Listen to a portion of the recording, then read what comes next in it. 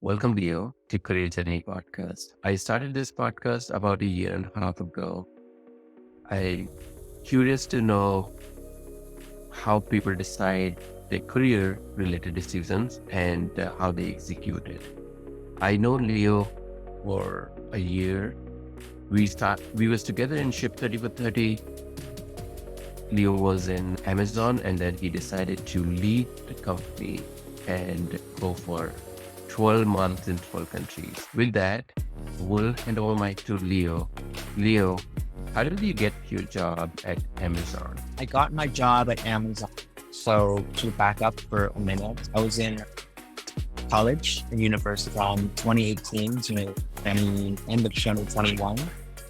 So really had an internship at Amazon during my junior year summer, right? Summer before I graduate. Then they extended a full-time offer after I graduate. And so decided to take that after I got out of school. And this was summer of last year, so 2022. Okay, thank you. Which college you was in? I was at Cornell University in upstate New York. Okay, so when you was in Amazon, how was your life look like? So this was after COVID, but obviously COVID changed things, right? Remote work became an option. And so my role was, I was a software engineer. It was technically hybrid, meaning some days in the office, some days out of the office. But really my team was remote. Is what's my day like? I think I went to the office about one time. So it was mostly at home, and on my laptop and work from home. I think that was a big part of it. My team, was around 12, 14 people. It was a large team, and everything was asynchronous. And so that's a little bit about Okay, then you decided to leave it and go for this world travel. Was it a two-part of decision or was it a one decision? So I was really unhappy at Amazon. Like I was miserable, and that's what really drove me to leave. Right. I think on paper I had it nice. I'll be transparent. I was making my salary is 170,000 a year, entry level, which is really good. I had freedom of the world, right? I didn't have to go to the office. I could really work as much or as little as I wanted to. And my teammates were nice. My manager was understanding. And so I was living in Seattle at this time. And so really I had it nice. It's what college put on a pedestal, right? Working at a crane company, cruising through life. But for me, that wasn't the life I wanted to live.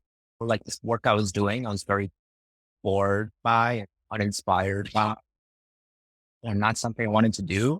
And it was tiring. It was taxing on me. I left every meeting feeling drained and just it sucked all the joy and energy from my life. At this point, I didn't know what the alternative would be. I've been in the school sort of system for so long. And really, I knew I had to do something and I didn't know what that would be. Ended up being 1 year of travel, sort of 12 countries, 12 months, as you said. But really, it was just unhappiness, right? It was unhappiness that forced my hand. Thank you for sharing that. It was very personal and those are personal experience. When I heard about you leaving Amazon, I was shocked. I said, what? You were only there for a year and you I made was there for 10 weeks. 10 weeks. Oh, yeah. Now it's a year that we know each other. Yes, it was not long and seeing that's too quick to decide. Again, me being very experienced and you being new, that was my expression because I have spent enough time or more time than needed in everything. So that was my first reaction. But at the same time, now I feel like you've done the best thing. I wish I could have done something similar. I had a desire to live in many places. And I have done that. I think I've been in 10 cities, but not like you, 12 countries. But that was one of my desires.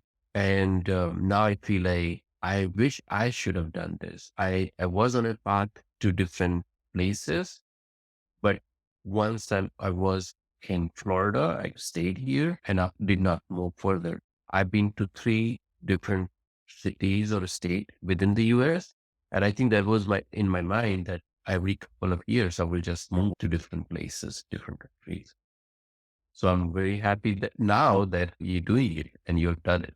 No, a lot of things, what you said. Thanks for sharing. A lot of the advice that 10 weeks, it is a short period of time. I technically was more than that because I did an internship before. So that was 12 weeks. And then, so I knew what I was getting into. Uh, you're right. A lot of people think that's too short. And you hear career advisors or people say, give it a few more years. If you stay at a company, you may have to stay for at least, I don't know, 6 months, at least a year, at least 2 years. So it'll look good on your resume. And for me, it was like, for what? Right. I know that I don't like this. Why would I stay here for another year? It wasn't like I needed the money to feed my family. I was lucky enough to not be in that situation. So for me, it was a question of why or why stay? And there wasn't a compelling reason. And the second part of what you said, maybe this would give the audience some background, but I left my job at Amazon August 31st, 2022. And then I began my year of travel September 1st. So like really the next day. And I'll finish August 31st this year. And it's 12 countries, 12 months. I've been, so then first stop is Bali, Indonesia. Second stop was Portugal. Third was Vietnam, then South Africa, then Argentina, then Colombia, then Australia, then Japan, now Spain. Been really all over the world, every continent except maybe Antarctica or something. And of course, in between, I visited a lot more countries in between, but those are the main ones. And yeah, like it's the best decision I think I made in my life. Because it was actually the first decision, it's reflecting, it was the first decision I made for myself. Everything prior was made for me. I didn't choose which neighborhood to live in. I didn't really choose which school to go to. I didn't really choose like a job. It was just there. But this was really the first break that I'd say defined my life and my career. And so I'm really proud of that one. I want to stay on this topic for a few more minutes. You come up with this idea. What happened? For the year of travel? Yeah. I actually call it 1 year of travel, new year, new me. And I really like the phrase new year, new me because it's a bit corny, but also I think it's a good description of what I wanted to do, right? I wanted to be a better version of myself. I wanted to be happy. I didn't know what that would look like. And so really it was a leap of faith, right? I didn't know what I wanted to do. I had to figure it out. And so that was the motivation, right? And it's been it's been a long journey, a lot of difficulties and a lot of good things. At first, obviously very challenging, but as the months progressed, I've been able to find myself, understand myself better, also know what I like, know what I dislike. And now I'm a lot happier as a result, but it took really a while to get here. And maybe we can talk about that as well. How much money you had when you started traveling? So I thought I had around, that was the estimate. I think when I left I thought I had 6 months of expenses, right? That was my thought when I left. I had 6 months of expenses. Turns out it was a bit more than that. I'm still going after 8 months. And I think I might actually have enough to finish my year of travel without earning anything. But when I left, I thought I had 6 months. And so that really informed my thought process. And are you working there to earn more money or add to whatever reservoir you have? Like Amazon? No, sorry. Whichever country you're going, are you trying to find a job there, some temporary job to earn some money to add to what you have? So when I left, I had 6 months or so I thought. And so I knew that I needed to make money somehow to fund my travels. And so that was a big consideration of, let's say, picking up freelance work or finding a job. For the first few months, I thought I would be applying back to tech, right? I thought because right of the let's say safety and security and Hmm. knowing what to expect. And but I didn't end up applying. I didn't end up starting freelance work. And it's been 8 months and made pretty much $0, right? I think I Okay. wrote a blog for $250, but besides that, nothing. And other than experience, I know you writing on Substack, and then are you planning to do video as well? I suggested that few weeks ago. That where are you going? These videos are something that would be amazing. Are you planning to do some videos as well, or are you recording videos to reutilize that later? I do. I've been doing short food videos lately. I just photos and videos of the food that I'm eating and how they make it. But in terms of like videos of myself, I don't know. Maybe one day, right? I used to be very camera shy, and I still maybe am to some degree. But I don't know. I think writing is also my strength. I'm good at writing. But I would love to incorporate video in some way, right, down the line in a way that I enjoy. And so, yeah, it's open. It's an open answer at this point. Yeah, I would tell you as a reader, as your audience, when I see some really good pictures of where you are or where you're traveling, my my desire, temptation is to see more. And videos is give you the entire glimpse of where you are. For example, this capsule place, capsule hotel. You send me a couple of pictures, you right on you. I immediately thought, oh, a video would be amazing just to see the entirety than the picture. And in your newsletter, you also have a great, as- amazing pictures. And having Thank you. a clip there, video clip there, is the next thing that is. Oh, I wish if there was a clip to see the traffic moving, buildings, not just a stationary thing, versus just having a glimpse of how this area look like, how this landscape look like. So giving you That's good idea. feedback. That's good feedback. And I'd recommend you follow me on Instagram in that case, because I do a lot of that, those clips on my Instagram. But thank you. That's really good feedback. Thanks. Okay, so I'm not in Instagram, so that's why probably I missed that part. Uh, I try to have less distractions. And Instagram is one where you start and then you just uh, lose 30 minutes if you're on Instagram. So that's why I'm not in Instagram or I'm not active on Instagram or NP.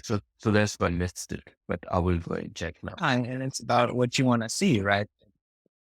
If you only see what you want to see, then it's technically not a waste of time. But Oh, no, for sure. For that, sure. Uh, yeah, I mean, these applications are designed to grab your attention. So you go there to see videos, one video, couple of videos, and yeah, then they yeah, have it is so well designed that you will see other people feed, and then yeah. their feed is also so tempting. And as I'm focusing on time management, helping people with Mhm. time management, I have to make sure I'm good at leadership so that I can preach what I'm teaching. But one more question on this, or maybe a few more. What your typical day look like when you're traveling? What's the plan today? Today's Saturday for you. I don't have a typical day. I'm Like, I don't know what I'm going to be doing after this call. okay. So a different question then. What type of activity you typically do? I'm assuming you're mostly outside during the day, or what kind of activities you do when you are in mission cities? It really depends. At days where I stay inside the whole time, at days where I'm out and about traveling. My last month was in Japan. So I spent all of April in Japan. And that was 30 days. I booked 18 different places. Hmm. So I was changing hotels pretty much every day in different neighborhoods. And so you can imagine that that's a constant, but really it depends. I like to have a favorite coffee shop. If I can find one, I like to go back and work there. I like, I'm a simple guy. The more I travel, the less I want to do touristy things. Meaning, I don't want to take that trip out to the countryside. I'm very comfortable just keeping it very simple, right?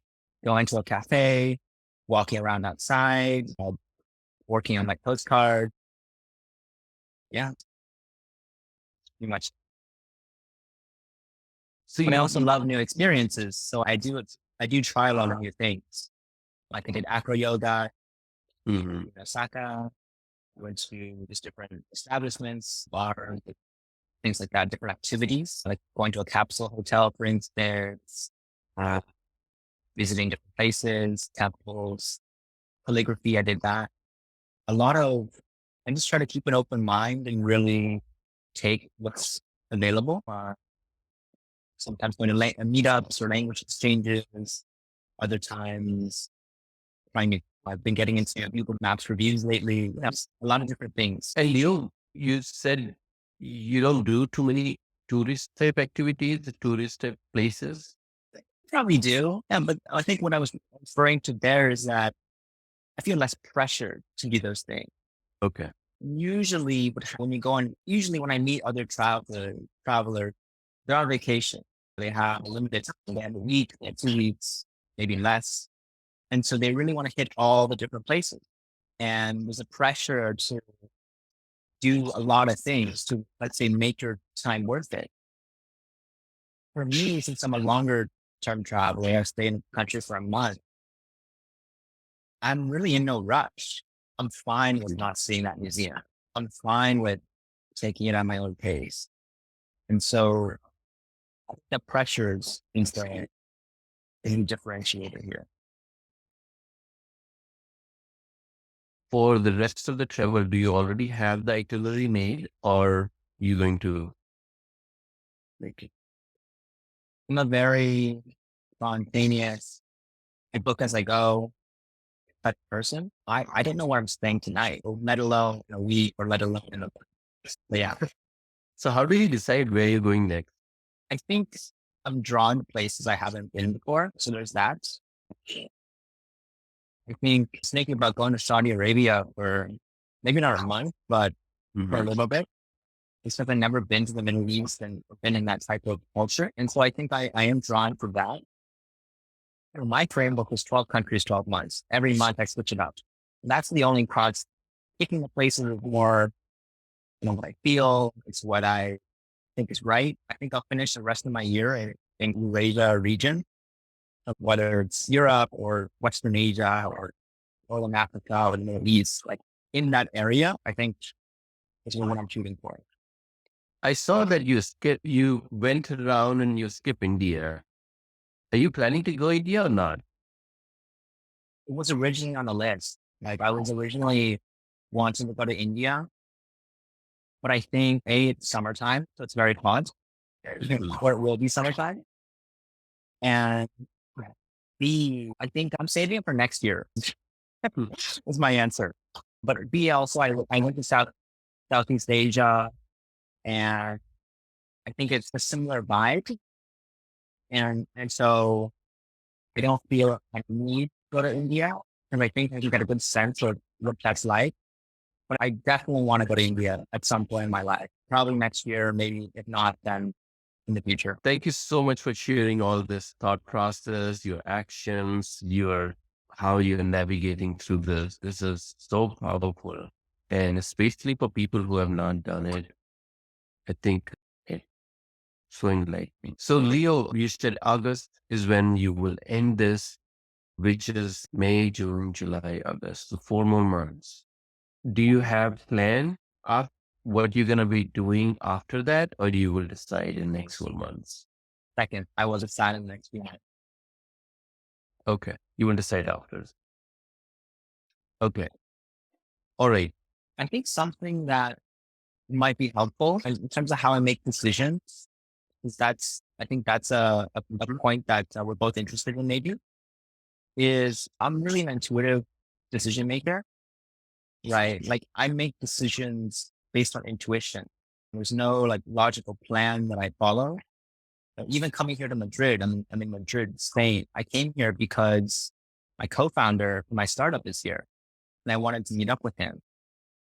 And so, that could be one reason. I went to Vietnam to meet a friend. I went to Japan because it's the most unique culture, one of the most unique cultures in the world. So none of this was planned from the start. I didn't know when I left my job to travel the world. I didn't know that. First of all, I didn't know that I would actually do it. I thought I'd try 1 month and then be back in big tech. Like I didn't have more confidence that I can actually pull it off.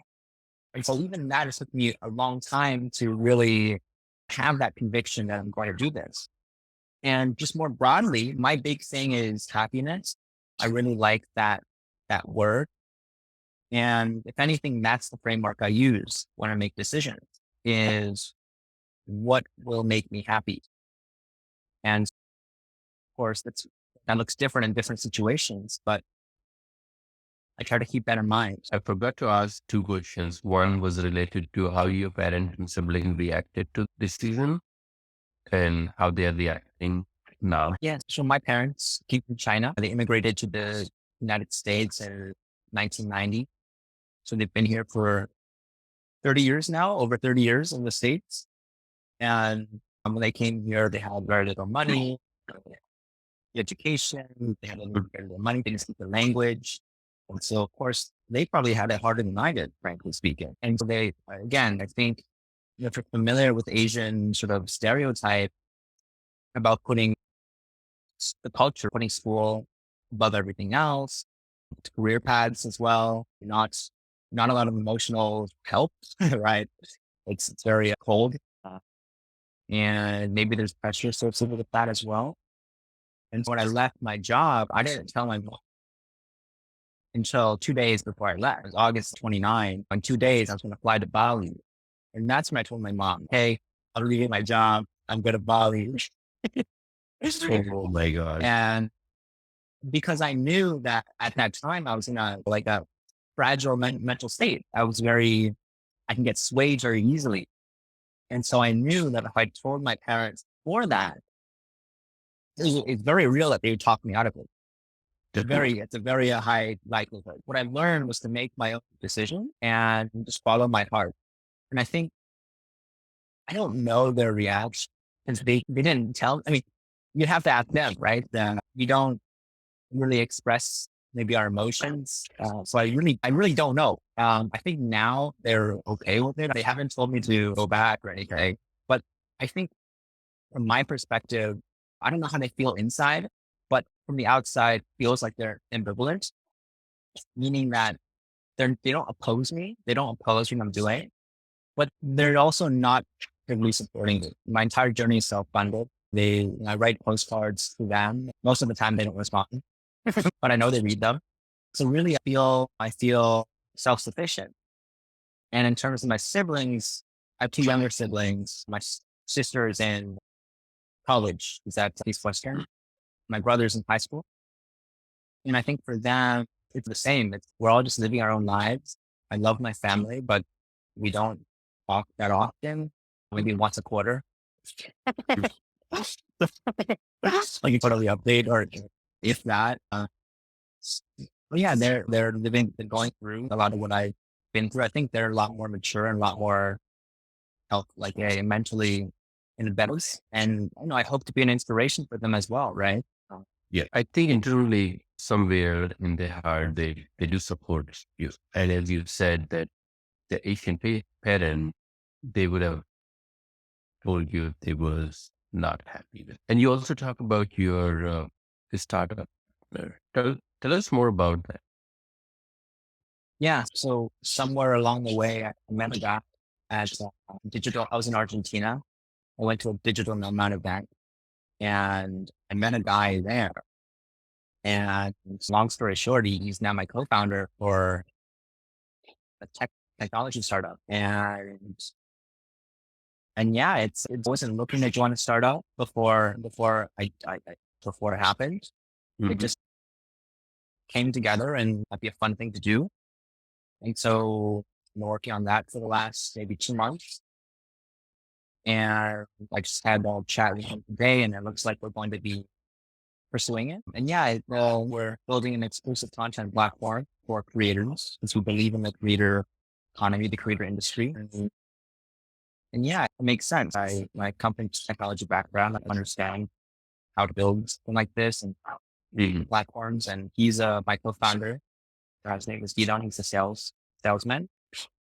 And so actually not a salesman, he's probably the best salesman never met. And so I think that also is what I think meeting him is what next. For me, I only do something if I think it's possible, right? I'm building a startup. I call it building $1 billion business. Hmm. And but it might sound ambitious, but I think we can get there. And part of it is due to my co-founder, part of it is due to myself. But I just think it will be fun, right? I think it's something that we can do. And I think it'll be a good story as well. So I guess something like Twitter, Medium.com, that basically would be building some kind of And content. yeah, it's still up in the air if we want to go do a social media platform. We're thinking more of like an exclusive content platform like Patreon and I see. Okay. yeah, like OnlyFans, some fan sites. Yeah, it's still Got it. early. Still, yeah, yeah. Yeah. Awesome. So we are toward the end of our discussion. I want to ask your goal setting and time management method. What do you use for that? Can you be more specific? Sure, sure. So for goal setting, some people do SMART goals. Some people do, I do quarterly planning, my own framework that I'm applying, which I learned from my 9 to 5 job, managing the agile transformation and all. Some people do slightly different approach to set their long-term and short-term goal. To give you more idea, some people have their next 5, 10 years kind of vision set. I don't have now. My approach right now is more gardener, where you plant the seed and then you work on them on a daily basis, like water them, fertilize them, and then you prune things, you let something grow, and then you don't know what you will see in 6 months and a year, but you just keep working on it based on the growth, right? That's my current approach for my content side, my writing side. For my 9 to 5 job, I had really streamlined 5 year plans always until last 5 years. So that's what I mean when I was asking about what's your goal setting method. And then from time management method is some people just use a pen and paper, a notebook to write things like my to-do Right. list. Some people have a fancy application. Some people even go to this ABC method where they mark down their list with priorities and all that. So I have answers to both. Maybe we'll start with time management. I think as I said before, I'm an intuitive person, Mhm. meaning that I don't sit down and plan each hour of the day. I think I can't do that. And so if you look at my calendar, I actually shared my calendar, my previous postcard, and it's completely empty. There's nothing on there. Yeah, I saw that. I saw that. Yes. And for me, I think I'm the opposite for a lot of people. I think a lot of people, they feel very comforted by having their time set out, knowing exactly what they're going to be doing this week, right? That brings comfort. We're also be anxious. They'll be, am I doing things like that nature? For me, I think I'm the opposite. Whereas, if I had a lot of things on there that I didn't want to do, I would look at that and that would probably give me anxiety. And so for me, I don't worry about that. Yeah, I get a lot of stuff done and I really do, but I don't, not all of it is planned in advance, right? I think that's maybe the difference, right? A lot of the things I come up with on the fly and it makes sense and it ends up working out. And I think the notion of this calendar is really it's an artifact of work, right? It's the artifact from working in Amazon or other tech company or any other Mhm. company. It's, I understand why people use it, but you don't have to. Yeah. And then let's talk about goal setting because I think that's also interesting. Like I don't do smart or year planning. I actually have a story. I was on the plane from Cape Town to Durban in South Africa, and I was sitting next to this woman. I think she was in her early 30s, and she was a medical student, right? She was on the medical track, and we were talking just about life and goals and career and everything that we're talking about. And I asked her the same question, and she says, "She knows exactly what she's doing. Right? She knows she has her whole month planned out, several Mm. months planned out. She knows what she's going to do in a year. Knows what she's going to do in 5 years. She has a relationship, and they know what they're going to do together. That's her life." And so I asked her, I'm like, "Wow, well, you must have it all figured out." Well, guess what? She said, "Hell no." She was like, "I am a mess."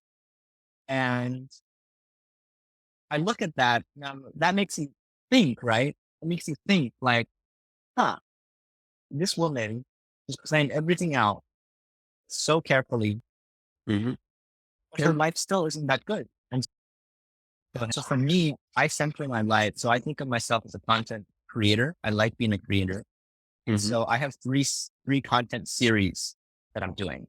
The first one is 1 year of travel, New Year, New Me, the one we've been talking about. Mhm. Second one is, so that's 12 months, 12 country. I might do the second season, right? That's how I think about it. That's on you Second, Substack. sorry. You sent through Substack. Yeah. Yeah. And then I also have another series called Building a $1 billion Business. And so that's the technology startup. And I document all of that on my blog as well. Mhm. And then I have a third series, which is, I'm actually launching it this week in my next postcard, but it's called Humans of the World. And that Mm. is more of an interview series where I talk to people from all different backgrounds and situations and ages and genders and all, and spotlight them, right? To shine a light on the human experience for what it is. And my goal for that is to make the world a better place, right? A kinder place through storytelling, with relatability, truth. And so those are the few projects that I'm working on. Yeah, at the moment. When you're writing, and I've seen your newsletters, which is long, so that definitely take effort, time, concentration. How do you manage that from the focus, distraction perspective, and your time management perspective? I don't force myself to write. I think that's number one. Because in school, you're forced to write, publish an essay, 500 words by next week. Mhm. And then it becomes unfun. That takes all the joy out of it, or at least the pressure, right? I mean, sometimes you write things you don't want to write about. And that can be, I think that's when people start to complain and be like, oh, I must get it done, but I can't. It's all these distractions. For me, I write because I want to do it. For Right. me, it's fun. I'd love after this call to spend my day writing my postcards. It's fun for me, and I'm okay. Again, my postcards are long. They've been getting longer. I'm okay with spending 10 hours on it, 20 hours on it, 30 hours on it because I enjoy it. Right. And, and so I don't really have that issue. Right. And I make it easy for myself as well. I have a good idea of when I want to publish and what seems right for Mhm. me. Right now, it's about every week and a half. But again, I make it easy, right? I really force myself to do anything. This is what more like what I want to do. So how long it take you typically to write one postcard? This one that I'm working on, I probably spent a lot of time, maybe 20, at least 20 hours. Wow. And some of it is, a lot of it is also documenting. So, for example, going to a place and taking a photo, I don't want to count that as part of the Mhm. writing process, or even just thinking about it when I'm sleeping at night, or like that. It's part of my life.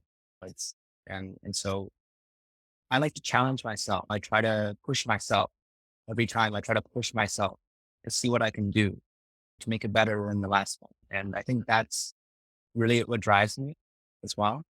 And I think you see that. My postcards have evolved a lot and I hope they've gone better, but they've changed a lot since I started writing them. For sure. Awesome. I think one other thing for sure that many of them have not seen this side of, I wouldn't say world, but this side of the aspiration that somebody can do something like this. And I think that's an inspiration. Most of the people have this aspiration that I want to get into a good job, tech job. The second one is I want to do the certification or master a technology and become a senior, earn more money, right? That's the spectrum that most of the people are looking at. What you were able to show that you had that, like you had Amazon, that's freeing company for many people, left that and trying something completely new.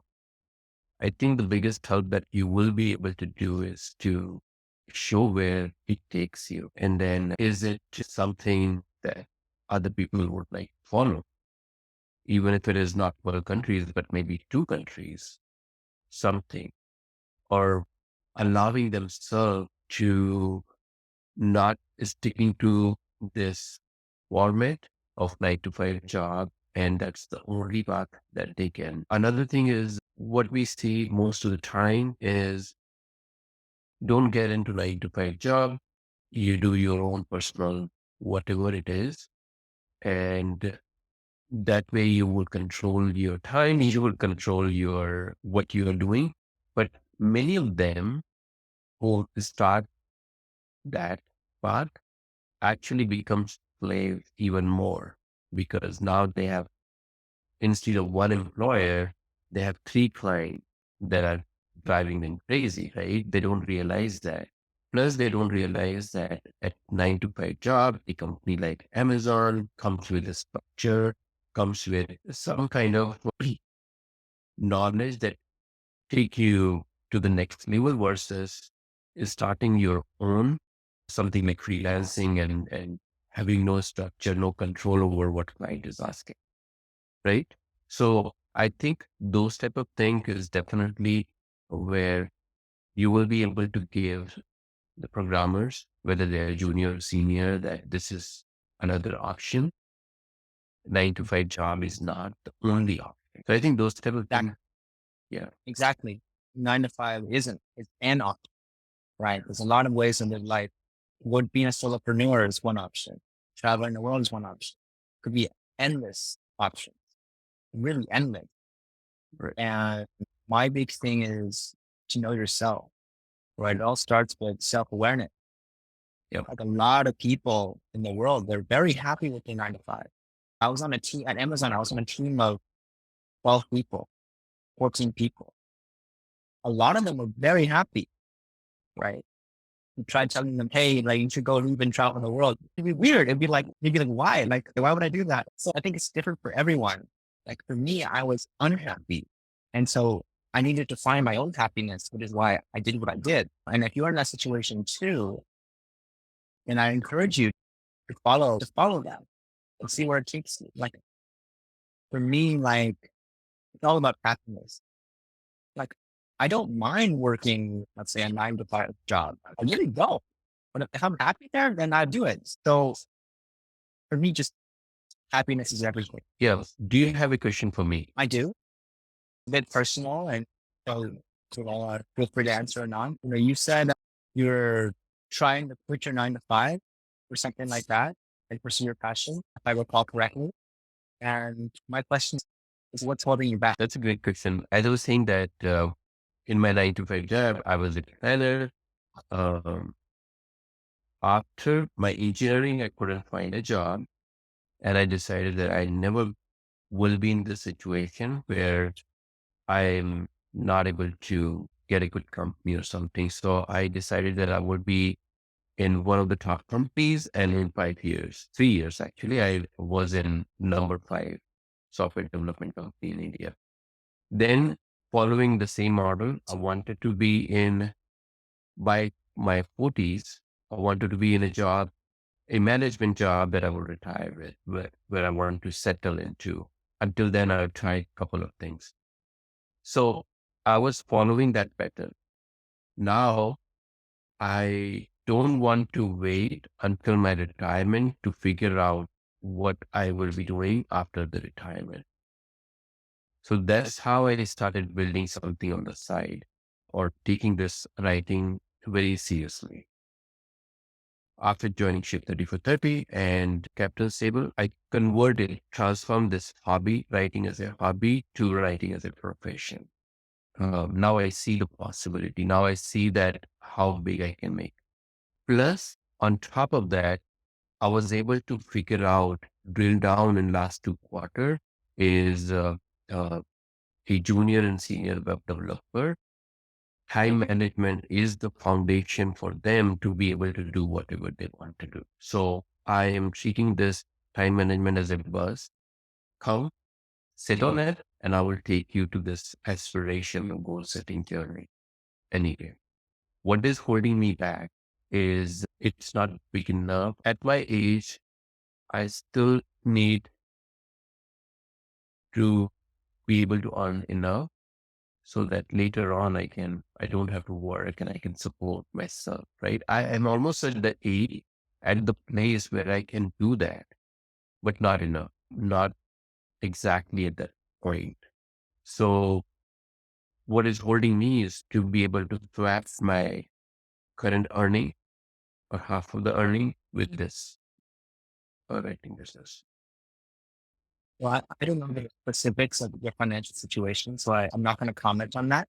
But maybe what I can provide is another perspective. So you're 50, let's say you're 50, and let's say you'll be, I actually tried this to my friend who talks about this a lot. But let's say we'll think about how many healthy active years you'll have left. Let's say that's maybe 85. And so if you say I'm going to work until I'm 65 or something, retirement age, that's 50% of your best years. And that's a very high cost. It's not nothing. And the last thing you want to do is regrets, right? Regret that you didn't do it, right? And now it's too late. Like that would be, that's everything. That would be the worst case scenario. So Yeah. maybe, I don't know, maybe framing like that might help you or your listeners who are in this situation. No, for sure. I'm already thinking that I'm 10 years late is doing this writing thing. They say the best time was yesterday. The second best Yeah. time is now. For sure. Yeah. So what is holding me back is uncertainty about the financing, uncertainty about whether I actually have enough work in this writing thing and substituting the financial aspect with whatever I can build.